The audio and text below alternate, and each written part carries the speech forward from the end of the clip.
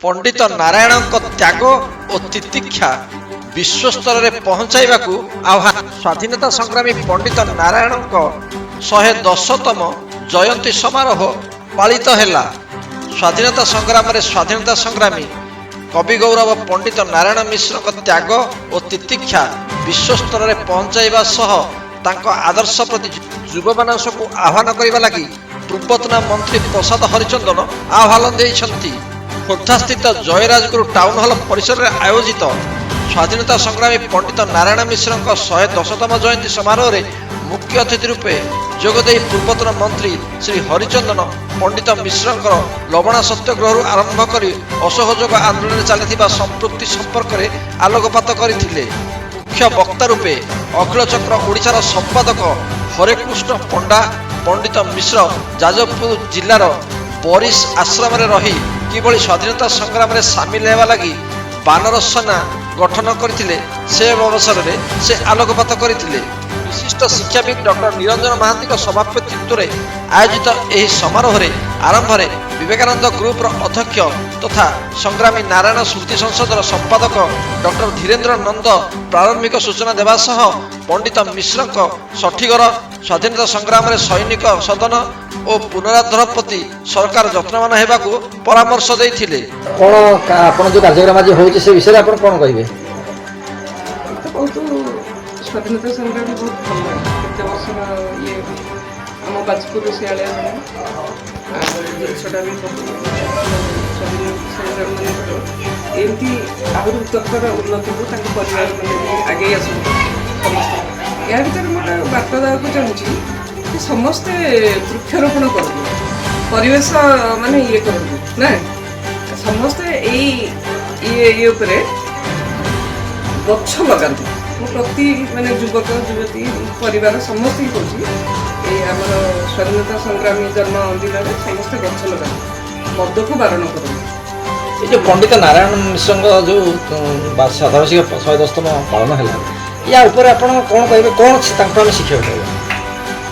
बहुत किसी जो देखिए पंडित नारायण मिश्र केमी आम ये को स्वाधीन करते आम देश को केते कष्ट भी सही केते कारावरण करते बाली भी घोषाड़ी थे ता सत्वे भी सी भी माने जो एमएल बा एमपी ऊपर टिकेट भी जो चाहता कौन सी कथा भी ग्रहण कर सी निजको एमती पूर्णांग भाव में आम ये जो भारत को स्वाधीन लगी आगामी युवपीढ़ी को कहूँ समस्ते निजर देश मातृका रक्षा करूँ आगे देश ना नहीं राज्य तापर देश तापर आम समस्ते जब आम देश को रक्षा करवा ताले आम उत्तरतर उन्नति भी सब परिवार सम्मानित वक्ता रूपे विशिष्ट एडवोकेट अजित पट्टनायक एवं ऐतिहासिक सत्यवादी बलियार सिंह प्रमुख जोगदे पंडित मिश्र लिखित चिलिका दर्शन भोटर भावना पुण्यशुल्का 10 दिग आगे काव्य ओडिया साहित्यर अमूल्य ग्रंथ बोली विवेचना करते।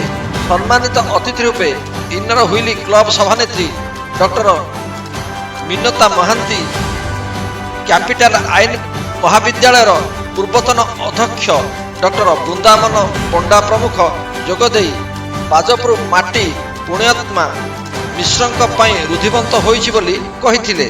एही परिप्रेक्षी में विशिष्ट समाजसेवी तथा शिक्षाविद सुकांती पट्टनायक गणमाध्यम व्यक्तित्व कमलकृष्ण महांती आंदोलन ओडिशार स्वत्वाधिकारी संतोष कुमार महांती चित्र उत्तोलन गोपीनाथ नंदी एवं संतोष कुमार दास प्रमुख को सेमानक उल्लेखनीय कार्य सम्मानित करा जायथिला। समवायविद विमल षडंगी एडवोकेट शक्तिशंकर मिश्र प्रमुख पंडित मिश्र पुत्रवधू तथा आदर्श शिक्षयित्री मनोरमा मिश्र विवेकानंद विद्यालय प्रतिष्ठाता जयदेव मिश्र सुभाष सामंतराय आदर्श शिक्षक वैकुंठनाथ राजगुरु प्रमुख उपस्थित थिले। सकाळे मंगलानगर छकस्थित पंडित मिश्र पूर्णवय प्रतिमूर्ति में माल्यार्पण करथिले।